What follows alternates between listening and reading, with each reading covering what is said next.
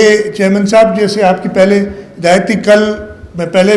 4-5 दिन पहले भी आधा सिंध मैंने तब देखा था, कल तकरीबन आधा सिंध और देखा है। और मैं ये दावे से कह सकता हूँ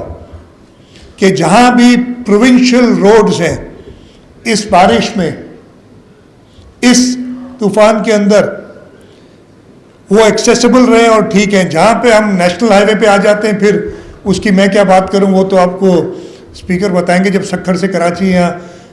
अब वो उन रोडों पे आना ही छोड़ दिया, वो भी अब उस रोड पे आते हैं जो सूबा सिंध ने बनाया है, जो अभी तक कंप्लीट सूबा सिंध ने बनाया नहीं, सूबा सिंध ने कंट्रीब्यूट किया है, बनाया है नीचे ने, जो अभी तक कंप्लीट नहीं हुआ, जामशोरों से लेके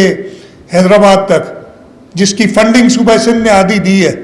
इसलिए कि वफाक ने इधर हमारे रोड्स पे लिटरली काम करना छोड़ दिया है। जब आपको पता चल जाएगा, मैं ये दावे से कह सकता हूँ, आप पूरे सिंध का टूर करें, कराची से निकले हाईवेज पे, जहाँ पे भी आपको टूटे फूटे रोड नज़र आए वो वफाक ने बनाए, वफाक के रोड हैं जो नहीं बने, और जहाँ आपको सही रोड, ये दावे से कह सकता हूँ, वो सिंध हुकूमत की बनाए हुए।